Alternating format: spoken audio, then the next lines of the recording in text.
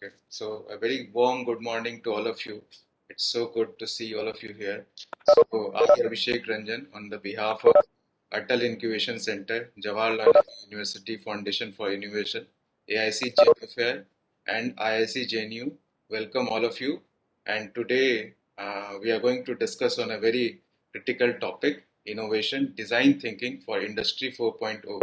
So for that, I am going to now invite Mr. Kavindra Kumar, who is Chief Executive Officer of Atal Incubation Center, Jawaharlal Nehru University Foundation for Innovation. Over to you, Mr. Kavindra Kumar. Thank you, Abhishek ji. The topic is the session will be taken by our chief guest speaker, Dr. Meera. I'll just give you a brief intro about AIC-JNUFI, what we do at AIC-JNUFI. So, am I audible? Okay. So, good morning to all of you. I'm very happy to greet all of you on behalf of AIC-JNUFI.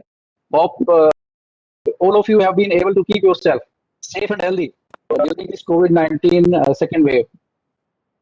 So AIC-JNUFI is a startup incubator promoted by JNU and supported by Atal Innovation Mission Niti Aayog, Government of India.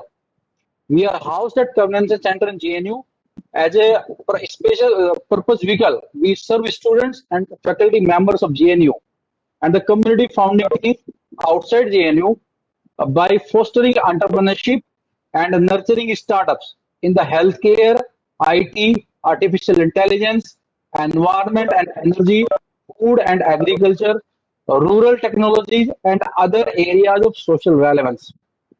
So we are sector agnostic basically. Currently, we have incubated startups in the areas of biotech, digital health. In digital health, we incubate physical as well as mental health startups. Education technology, in which we eye for post-secondary startups.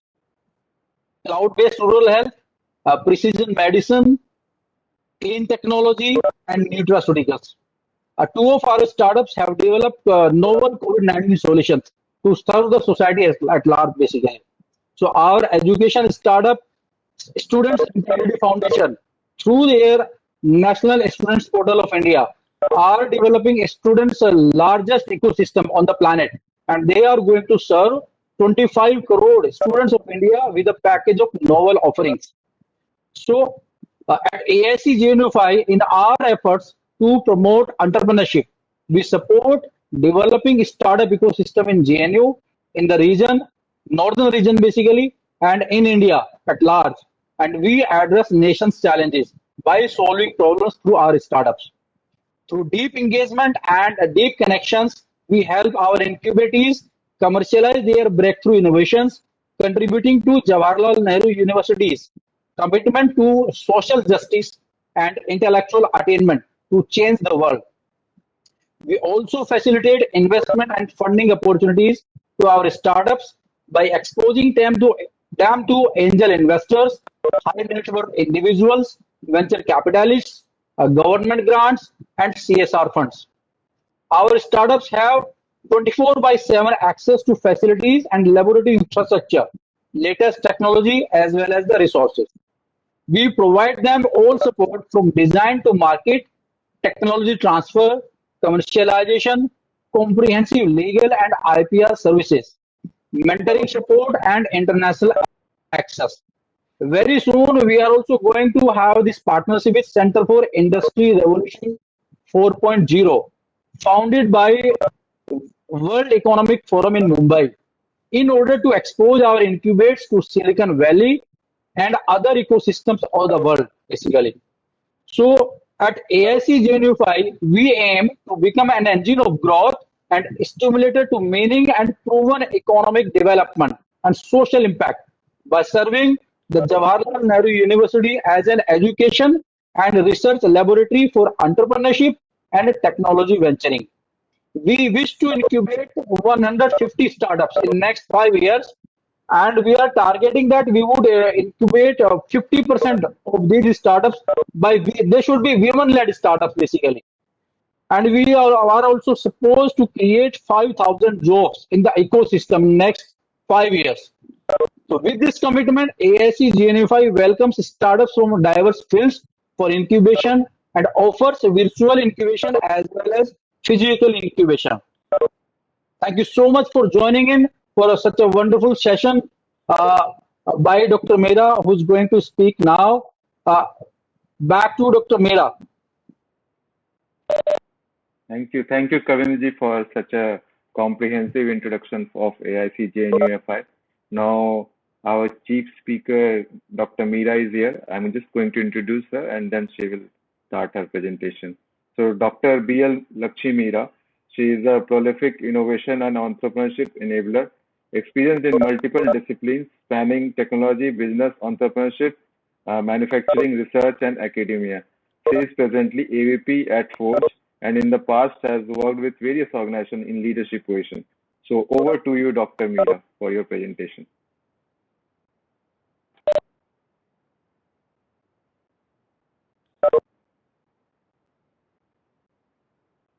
Dr. Meera, we can't hear you. Yeah. No, I was on mute. So very good morning to all of you. It's always a pleasure to meet young minds from across the country, and especially from an institution like JNU. Okay, so I think it's a session from 10 to 11. I'm just taking a quick check on time, Abhishek. Am I right? Yeah. Okay. Yeah.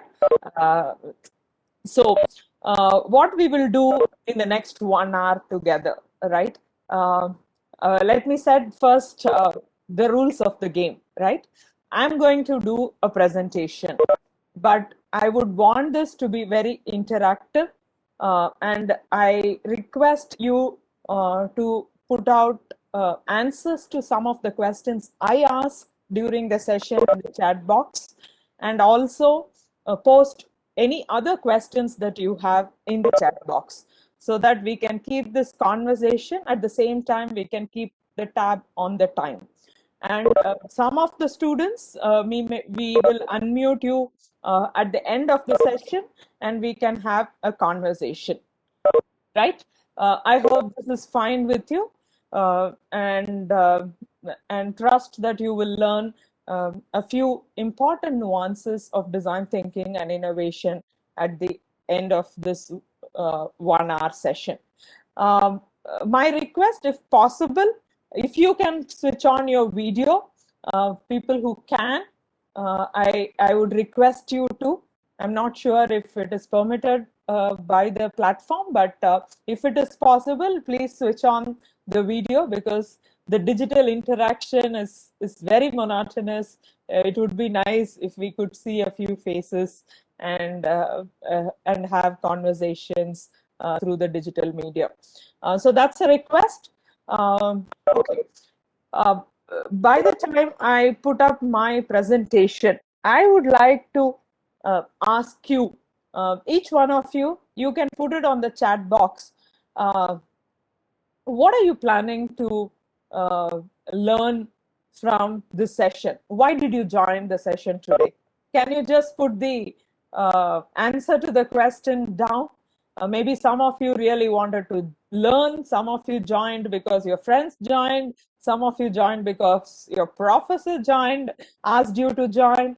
I just want to know, right? What is your real interest? Why you joined this session? So you can just put your answers in the chat box by the time I will bring up my presentation for you.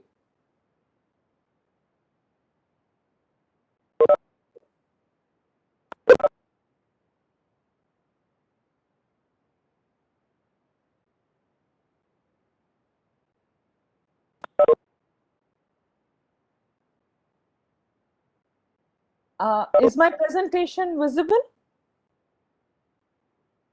Yes, it is, Dr. Meera. Please. Okay.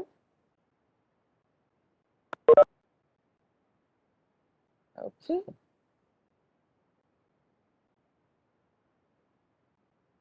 Okay, we have a few answers, right? Okay, good. I see some interesting answers. Keep it coming. keep it very interactive, so that both of us, more than my students, I generally get very bored in doing long sessions, right? So just keep me engaged. Yeah. Okay, my first question. If you were to learn cricket, right? How do you learn cricket? Generally, we get into the nets, we practice, right? We play cricket, we practice cricket in a net, in an environment that is much more secure and uh, uh, safe for me to try and experiment, right? So that's how we learn cricket. How do we learn athletics? We just get on to the ground and run, right?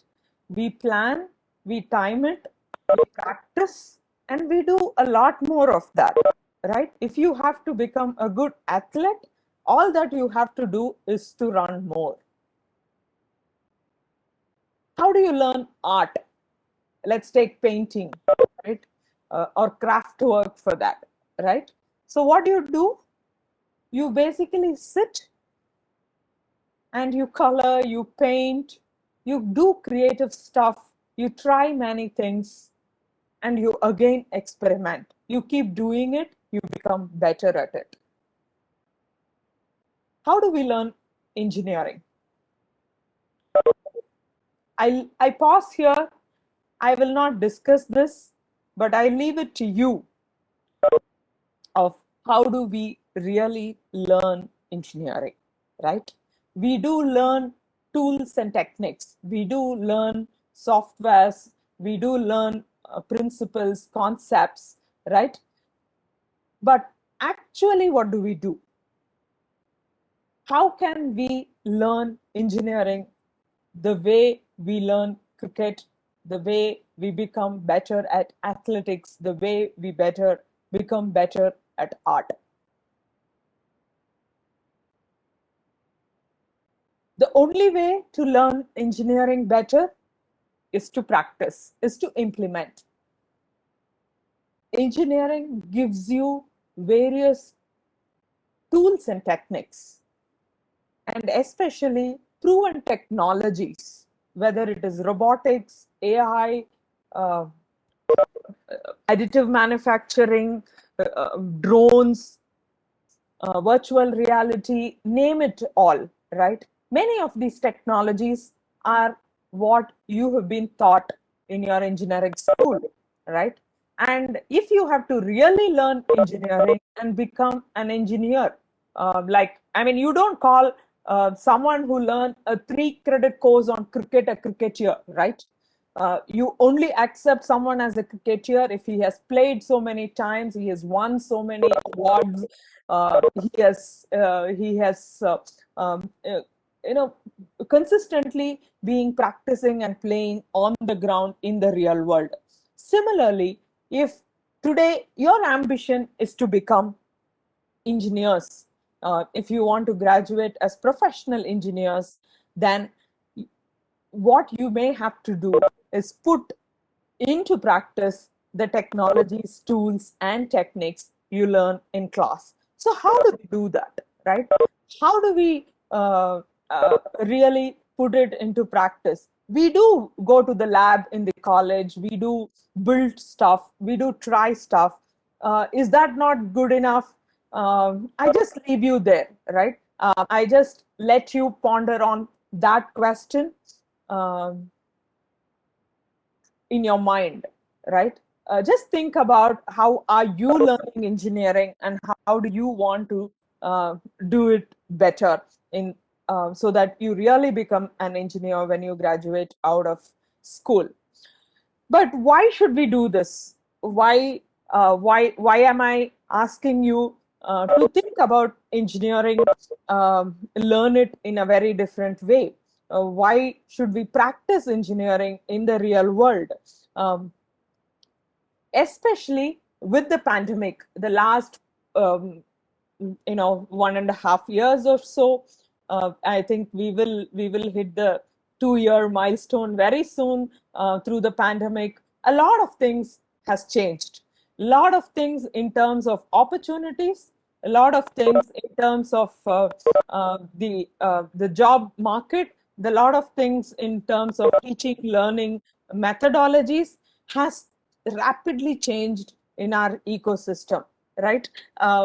People generally were not very comfortable with empty roads, not very comfortable working from home, not very comfortable learning from outside the classroom. But today, the whole ecosystem is asking the why not? Why not roads be empty? Why not classrooms be empty? We can still learn. We can still connect and communicate with people, right? But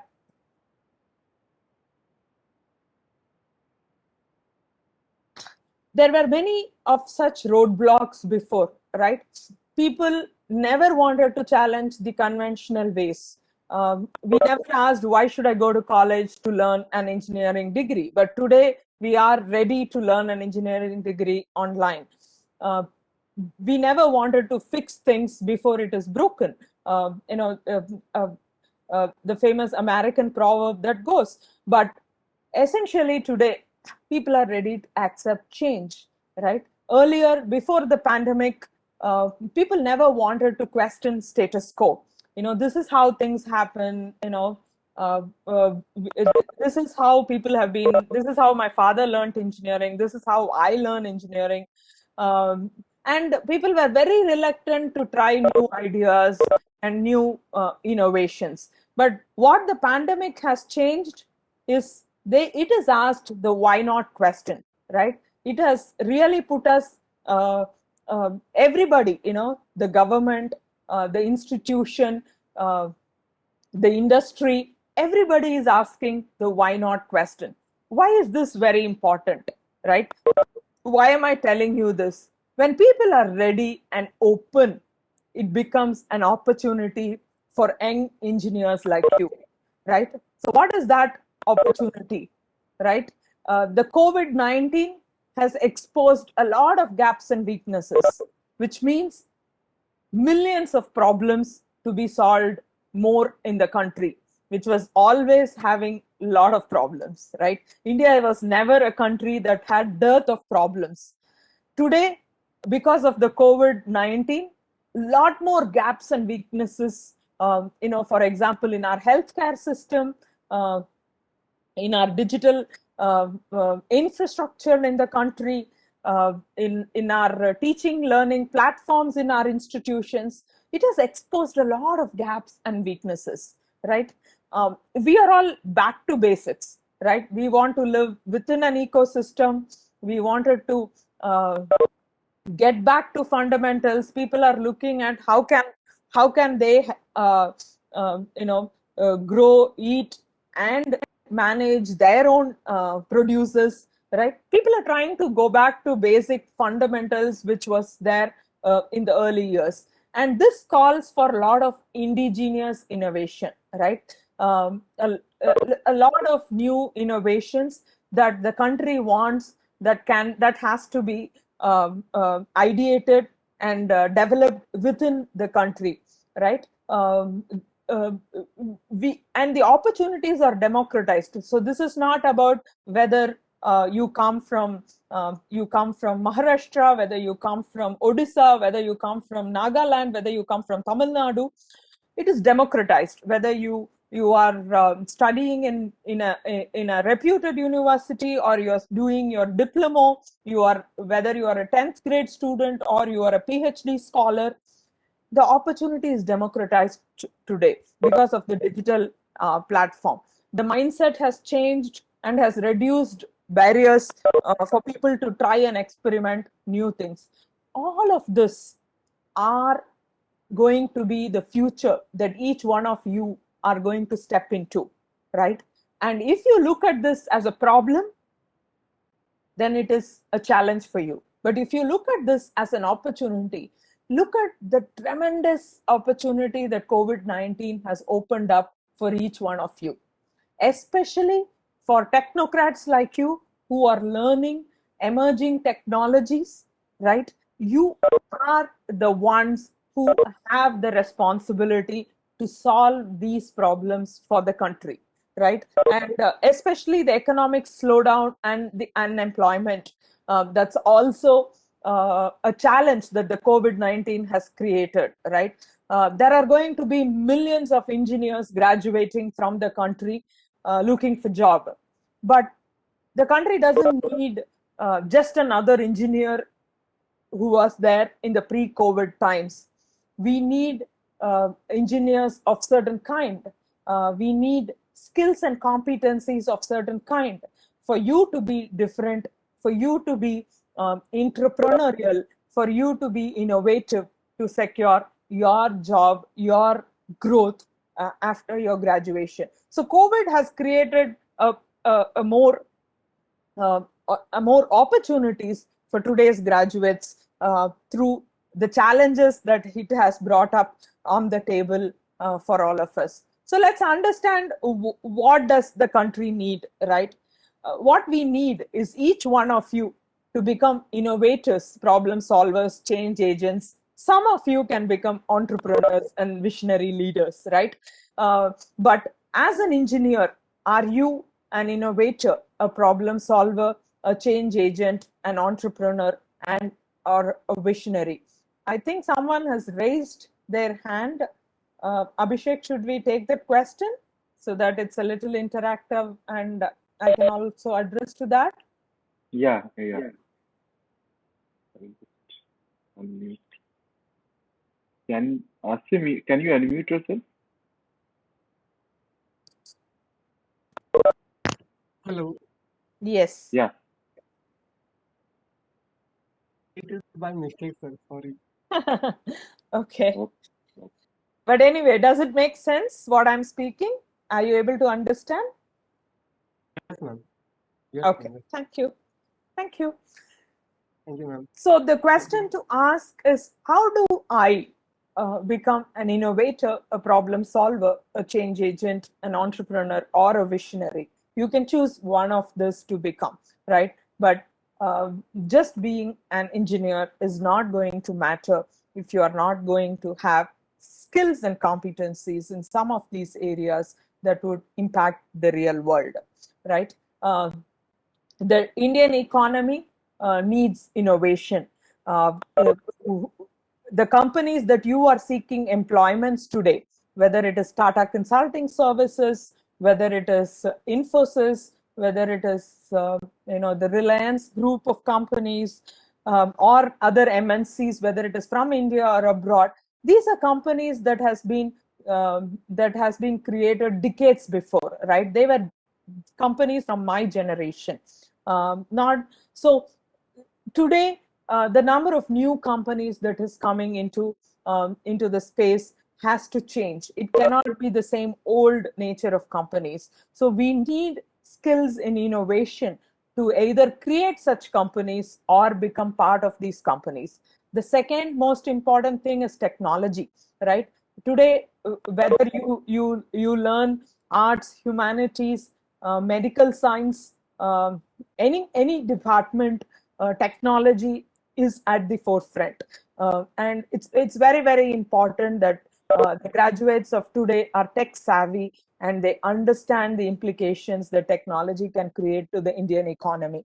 The last is to foster entrepreneurship. Like I said, all of us trying to get a job in a company that was established 20 years before or a couple of decades before is not going to help the country grow. So we need to create, seed and nurture new startup companies, and we should also consider getting employed into the new startup companies. So why am I talking about all of this? Because to help you understand why we need new different skill sets, which is currently not part of our everyday learning cycle. So we may have to adapt to the changes that the ecosystem is undergoing, and also see where can you take help to learn certain skills that will make you much more employable and much more successful in the job that you want to do, right? So we need, this slide will repeat to just help you understand that how important the country needs innovators and problem solvers. Digital transformation, right? Industry 4.0. Many of the factories, many of the Industry 4.0 is not a new topic. Almost for a decade, we have been talking about Industry 4.0. But not much of action has happened in the Indian ecosystem. But today, because thanks to COVID-19, today it is no more a choice, right? Because we need connected machineries, we need connected devices to ensure that our production, our logistics, our supply chain, and our market connects are happening without human intervention. And we would also like to have data to ensure that we are able to make much more predictive decisions, because we are in times of uncertainties. I'm sure companies which made business plans, which projected, so how do companies hire you? They make a plan, they say, next year we will have so much of business, so we need so much of talent to be hired, so they come to campuses and hire you. But today they are in a situation that their projections are not meeting the expectation because of the changes in the COVID scenario.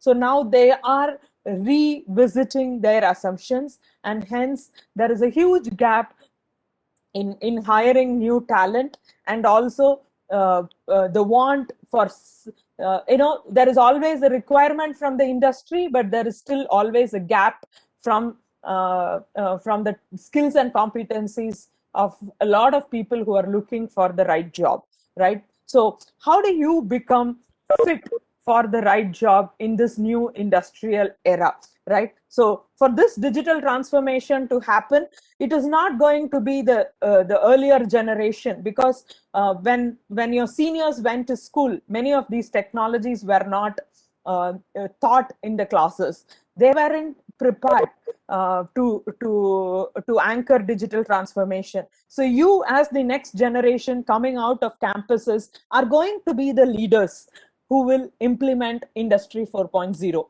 and especially lead the way for digital transformation. But to implement digital transformation, it requires certain skills and competencies. Some of the digital transformation, let's take a couple of industry examples, right? Look at healthcare. If I had said these are solutions that you can build in the for the country couple of years before, people would have said, no, this is very difficult to implement, people will not adopt, this looks good, but on the real time it won't be successful. But today this is the need of the hour, right? The healthcare industry is open to adopt a lot of solutions, and many companies are working towards building these solutions. So are you going to be creators of these solutions, or are you going to be capable to be part of a team that is building these solutions? So it requires a very different set of skill sets. Similarly, our factories, right? When we said Industry 4.0, remote monitoring, robotics, automation, AR, VR, industry IoT, connected products, additive manufacturing, all of this are what the industry requires. So how much skill competency do each one of us gain to become employable in the future factories, and how much skills we will acquire to become entrepreneurs to build these solutions which you can sell to the future factories, right? You can look at it in both ways, but ultimately you should be good at engineering solutions, and you should be able to solve problems and create products that will help these factories implement Industry 4.0. Agriculture, again, with the new agricultural bill, though it has certain political ups and downs, I'm sure the future of agriculture has to be democratized. And when that comes into play, technology is going to have a major role, right? If technology is going to have a major role, then to implement these technologies, we need talent, right? So what we need is engineers, graduates, job seekers, to innovators, problem solvers, change makers, entrepreneurs, and visionaries. If any one of you are thinking of graduating from the college as an engineer, as a graduate, or a job seeker, now rethink and see where do you fit on the right side of the quadrant that I have put. And can I have some of you say, what do you want to be? Choose one or a couple of them on the right side and say, I want to be an innovator. I want to be a problem solver. I want to be a change agent. I want to be an entrepreneur, and I want to be a visionary. Can I have some of you share what you want to be? Or if you still want to be an engineer, graduate, or a job seeker. I'll just pause here to listen to some of you add that on the right side. If anybody is interested to speak up,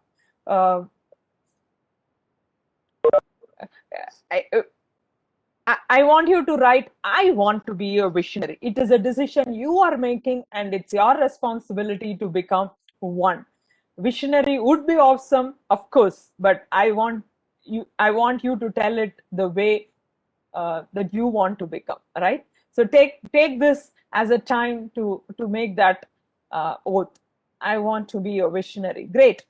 Does anybody wants to speak and ask me any questions, or share your thoughts if you have any? Can I have at least one or two of you speak so that before we get into the next session? Great. So who wants to speak? One of you will get the chance. You can raise your hand and Abhishek can help you unmute.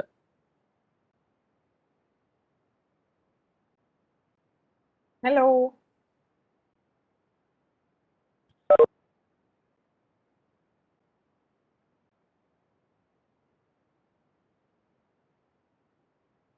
Abhishek, can you unmute one of them who has raised their hand?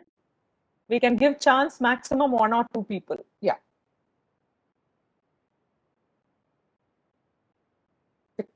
Because when I'm presenting, I can't see who has raised their hand. So it would help if you could coordinate that, Abhishek.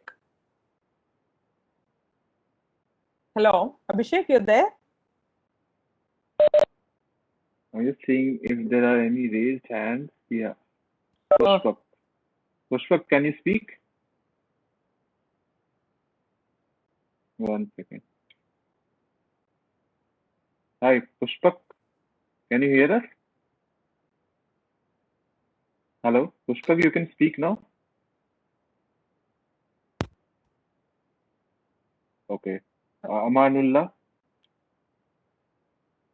Amanullah, can you speak? Yes, sir. Yeah. Go on. I would like to thank you first for. Your audio is not very clear, Aman. Am I audible now? Yes, you are clear and loud. Can you just quickly introduce yourself, what you study, and then speak about it? My name is Amanullah Asad, and I am currently a second-year student of Electronics and Communications at JNU School of Engineering. Which college? Which course? Electronics and Communication Engineering. Okay. Yes, Aman. Yes. I would like to ask you that how does one inculcate within themselves this like forward thinking Renaissance man attitude within themselves? Like the world is a place where if you don't conform, you are beaten down and you are not allowed to exist. So how does one move against the tide in a world that wants you to move in one particular direction? Sure, Aman. I think I understood your question. I'll try to answer it.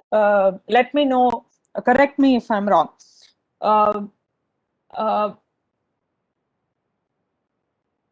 there are always challenges, right? So the only way to look around it is if you can spot an opportunity around the challenge, right? So that's the skill capability that we may have to build. I'm sure you know about Redbus, right? Funny, the CEO of Redbus, as good as many of you, he was an engineer, right? And a very simple guy who wanted to work on his job, very passionate about technology, and all that he had was a problem to buy a ticket from his workplace in Bangalore to his native place in Hyderabad for a Diwali weekend, where he was challenged and he was pushed, and he couldn't abide by the norms. He was really frustrated, and the way he looked at it, I'm sure it was not just funny that night, who could not get a ticket to his hometown for Diwali. I'm sure across the country there were many such young guys who went through the challenge of not able to secure a bus ticket. But the way Funny looked at it, he looked at that as an opportunity, and hence the business called Red Bus, where he could have $1 million exit and make it $1 billion startup, right? So I would put this in a way: challenges are not just for you or for me. It is common and it is spread across. There are a few people who look at the challenges as opportunities and apply an innovator's skill. I would call it more an innovator's skill. If you have the skills of innovation, and it is basically, the innovation skill is a scientific process. So it's not like it is only available for people who are blessed with it, right? Like science, anybody can learn it. So if you really learn to innovate, and if you have the innovator skill, you will be able to transform a problem into a profitable solution. I mean, whether you make it a business, a startup, you become an entrepreneur is the second question, right? But at least, are you able to solve that problem and not get buried in that problem? Are you able to come out with a solution, make decisions in a scientific way is what matters more. So if you could make this your capability, then I'm sure every challenge that you will have in your future, you will look at it as an opportunity, and not everything that you may be successful with, but some of that could really make a difference, not just to your life, but for many more lives around you. Hope it answers. Aman? Hello? Yes, ma'am. Thank you. Thank you. All the best. I understand saying this is very easy. Practicing this in the real world is very difficult. And believe me, that what makes you transform from a boy in the college to a man in the real world. All the best. Anybody else? We have Abhishek, or shall I continue? No, you can continue. Okay, thank you. Okay, so now I told you why we should be doing all of this, right?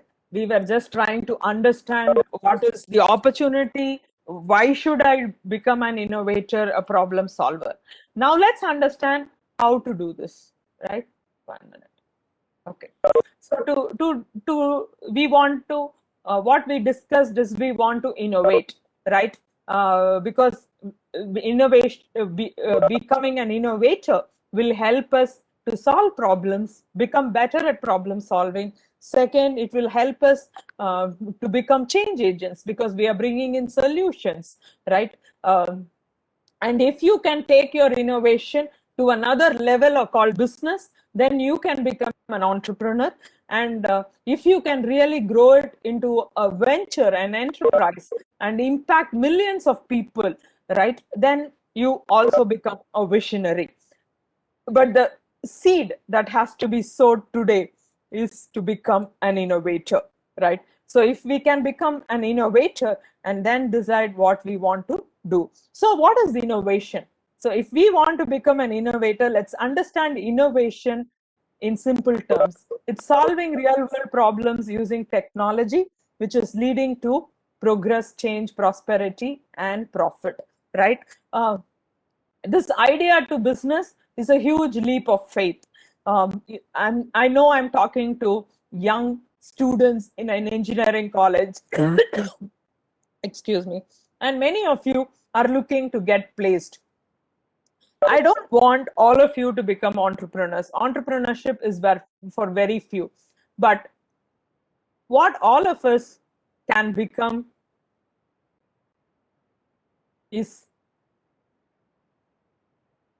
innovators, building innovations, because that's part of our technical education, right? We do prototypes, we build prototypes, and if we do it the right way, it can by itself impact a lot more solutions. Look at a country like India. Imagine there are 10,000 engineering colleges in the country, and every college, every team of students, at least 200 teams of students come up with prototypes, whether it is biotech engineering, whether it is mechanical engineering, whether it is electronics, IT. We form teams, we do project works, correct? Imagine 250, just keep it 200 into 10,000 colleges. Look at the number of projects happening every year, right? But India is still a country of problems and more problems, right? Only if each one of us can become more responsible, right, to look at these problems in a certain way and really use our technical skills when we are in college to come up with prototypes that would be innovative, then we will be the change agents, the change leaders, and the visionaries of the future. So the goal essentially is to have innovations. And if each one of you can take this as your personal goal, right, then this makes a lot of relevance. So when I say innovations, it has to be useful, it has to be usable, it has to be deployable, which means it's not just in the lab, but it has to be used by your target customer. And more importantly, it has to be technically feasible, right? Because we already have existing solutions that can be used, and we shouldn't go for very imaginative things that's for research, but as engineers, can we put into application existing technologies and make it feasible? So these are students like you, right?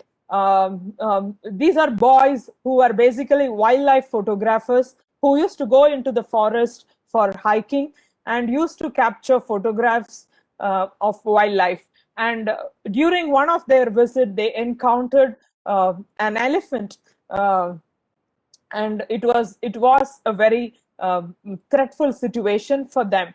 And coming out of that, they decided to create, putting their engineering skills together to come up with a solution to monitor the movement of elephant inside the forest. So today this has become solving a huge social problem of human-animal conflict in the borders, saving both the elephant and the farmers around, right?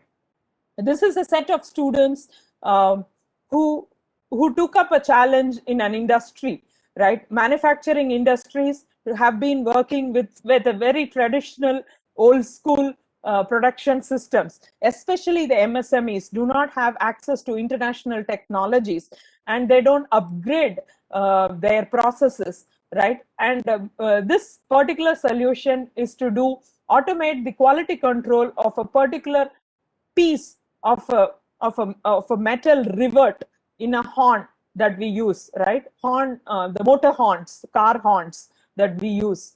So a small rivet. So this is again a set of students who implemented the light theory, right, to come up with an innovative product which is patented today. This is a set of biomedical engineering girls who actually had their own uncle go through a challenge of stroke, right, which paralyzed him, and he was not able to regain. And they also found out that if proper physiotherapy is not given to the paralytic patient who is affected because of stroke, the chances of reoccurrence of stroke and death is very high.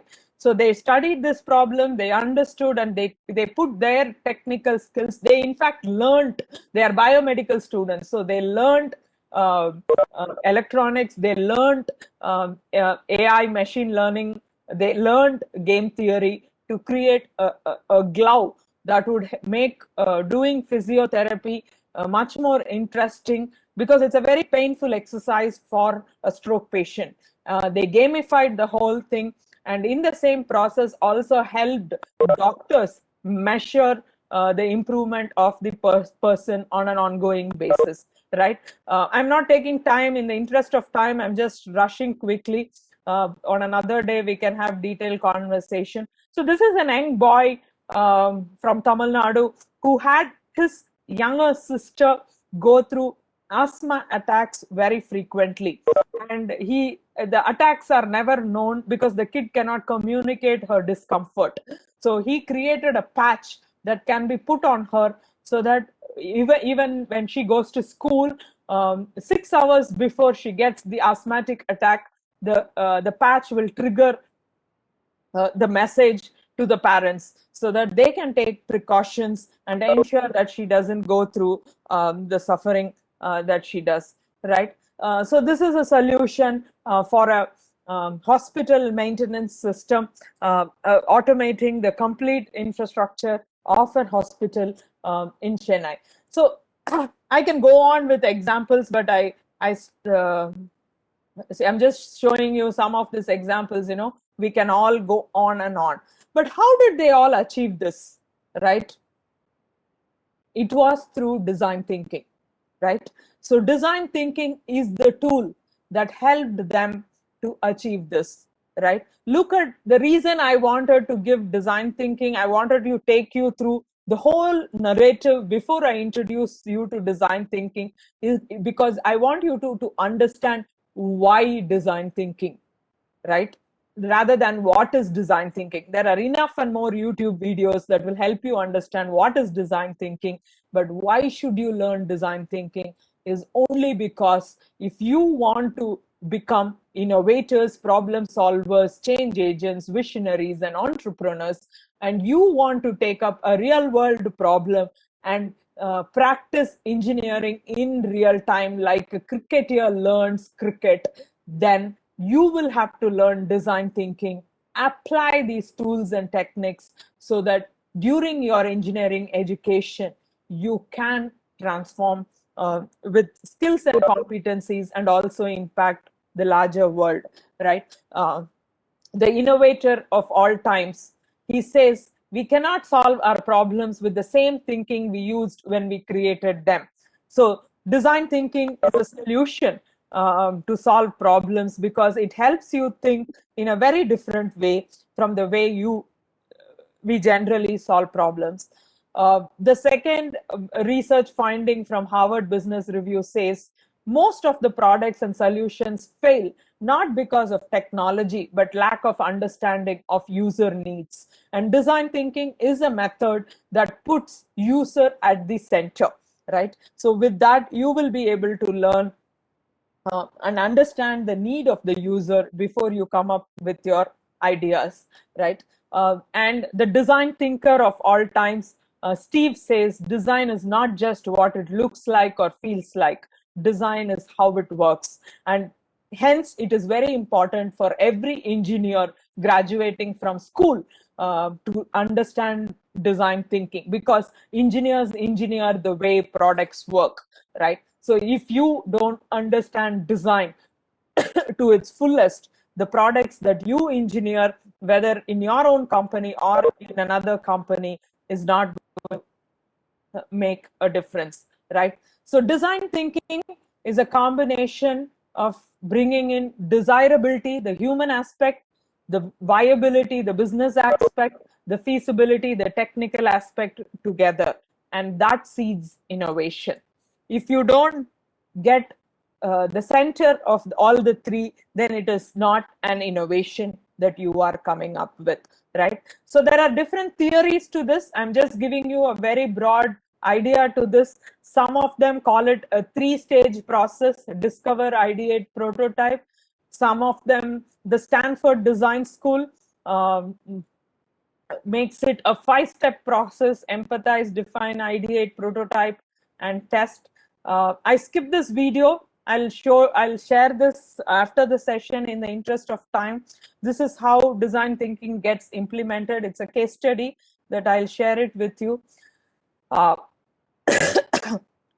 But my question to each one of you is, if you are studying engineering, if you are learning technical skills, and if you know there are millions of problems around you to solve, can you come up with ideas, right? Idea which are solution to a problem, and ideas that are innovative, which means it is an idea that brings desirability, feasibility, and viability into this common fold. So can you come up with this idea?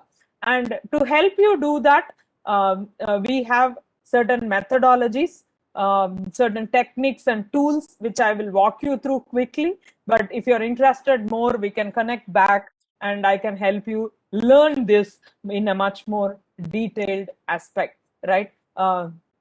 So the approach we take to design thinking is from a risk mitigation model, right? We help students and professionals to identify, mitigate, and manage risk in this journey, right? And how do we do that?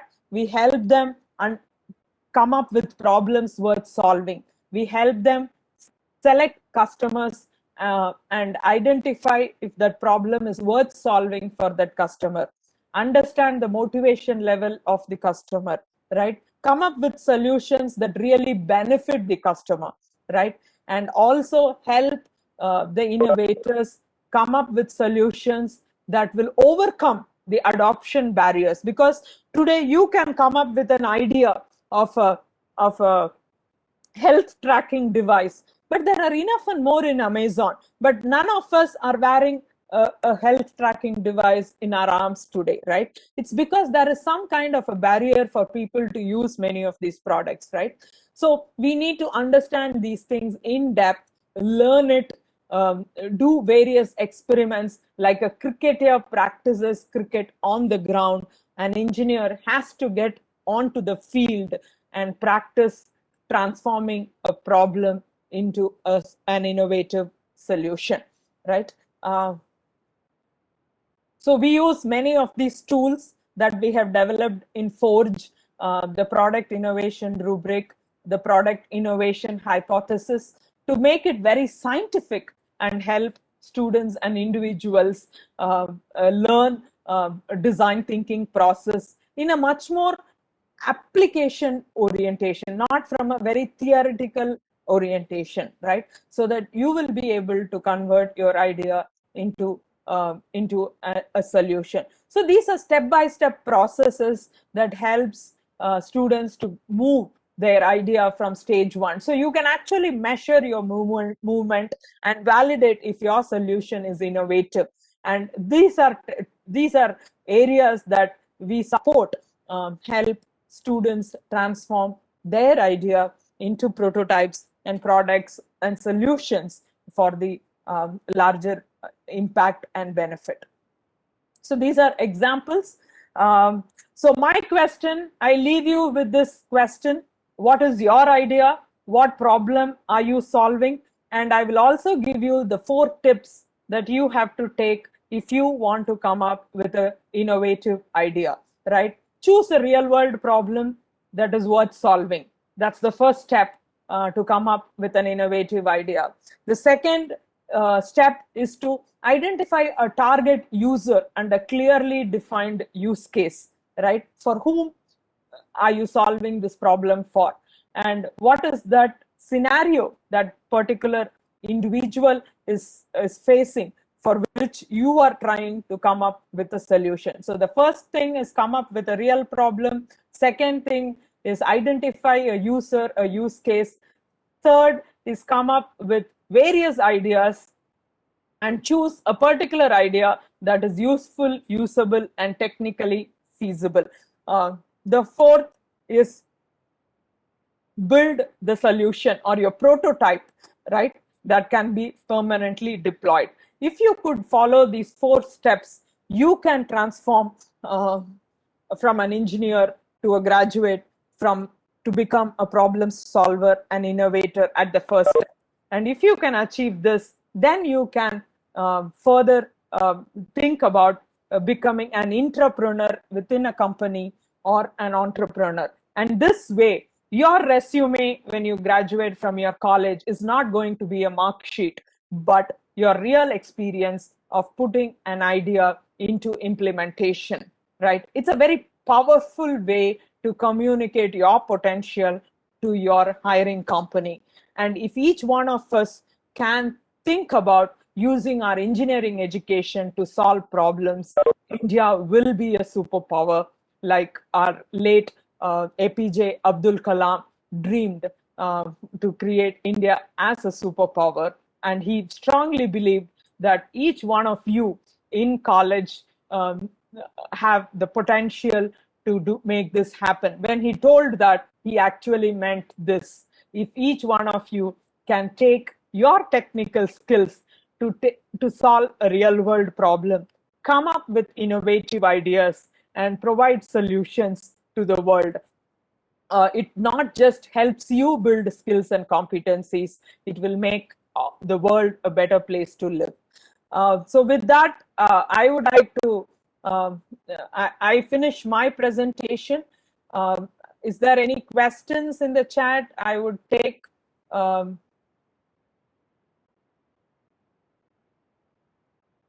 Is there any questions? Anybody wants to raise their hand?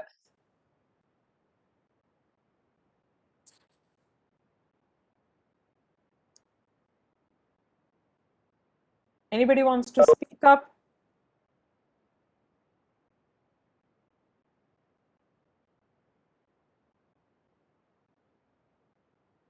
Hi guys, I think I have a room full of audience. Can someone speak up? Whether was this useful? Did you learn something? Should I call out names? Hello. Ayush, Bharat, Ajit, Akshat, Aditya, Arpit, Balkrishna, Daksh, Ankit. I'm just calling out names. Was it useful? Did you learn something? Naman, Nitin, Ravi, Roshan. Are you there? Okay. What did you learn today in this session? Was this useful? How can I help you?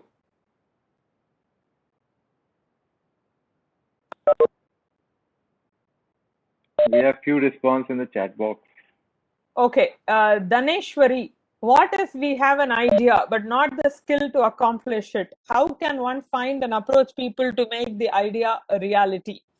Okay, first thing, you have to validate whether your idea is a good idea. There is no good idea, bad idea, but every idea can be refined and its potential enhanced.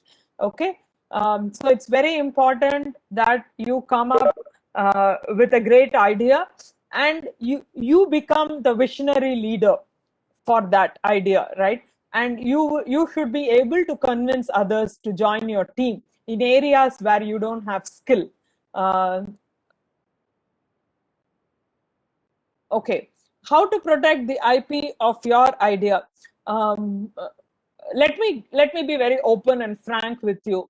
In the last 5 years, I've been working with student innovators across the country. The same idea has been told to me by at least 1,000 students. Ideas doesn't have to be protected IP. Only solutions have to be. right? So at an idea stage, you don't have to worry about your IP. IP belongs to people who execute and not to people who just think, right? So if you don't get into implementation, nevertheless, someone in the world is going to take up your idea and implement.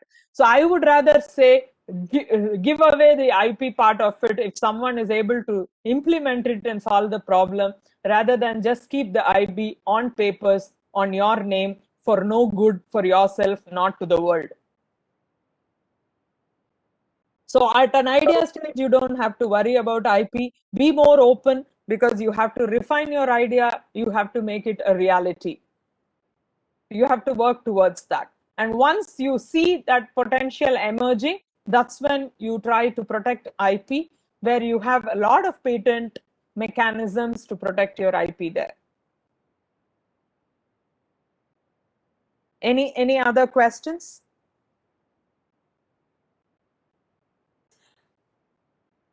Okay, how many of you will be interested to do another session, a deep dive session, for you to learn the design thinking tools with us? I was talking about, I only gave you an overview. If we call you for a 2-day boot camp on design thinking, how many of you are interested? How many of you would like to join? Because learning it again theoretically, it's like doing a 3-credit course on cricket, right? If you are really interested to play cricket, where I mean, are you ready to implement design thinking and try it with teams? And do you want our help on that? How many of you are interested to do that? Can you just answer that also in the chat box?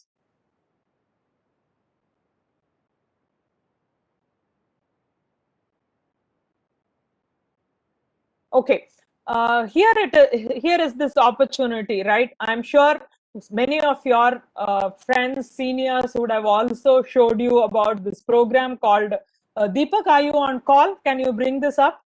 So I'll ask my colleague Deepak, who is organizing a 2-day boot camp for students of JNU called the Innovation Sprint, right? The registrations are still open, and I request each one of you to apply for it. In these 2 days, whatever I taught to you today theoretically, you will work with your teams to take up a real world problem, to transform it into an innovative idea. So if you are interested, sign up for this program, and I'll be very happy to work with you. I would prefer that you form teams and come together. Okay, if you don't have any idea, all that I want you is to come with a team members.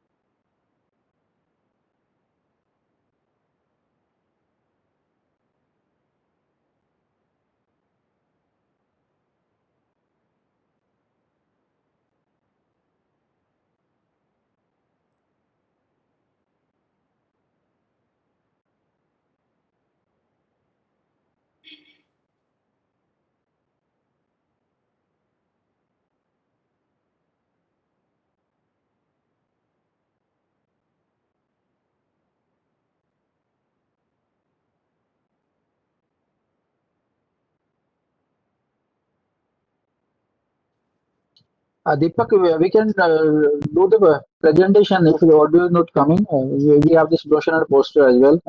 You can share that, or otherwise I can do. Yeah, just give me a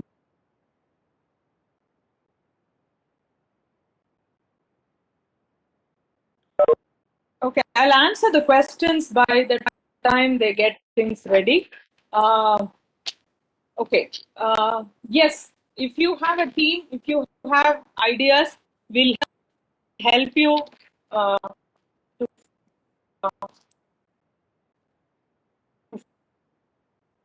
to convert that idea into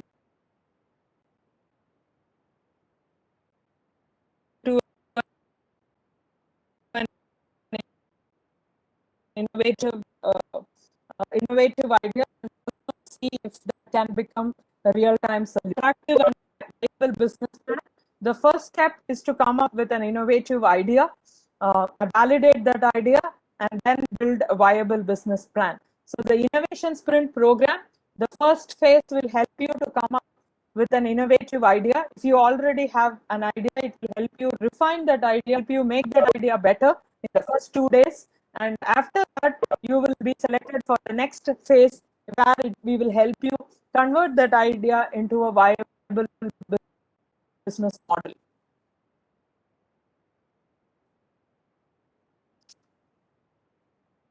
I hope I have answered the questions asked by Parvin and Mitra.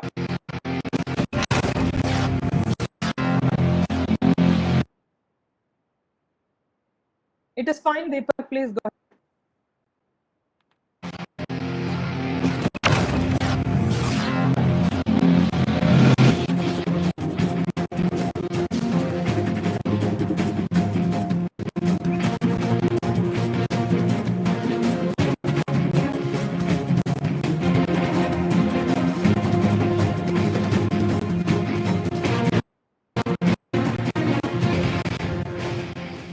Atal Incubation Center, JNU, launching Innovation Bootcamp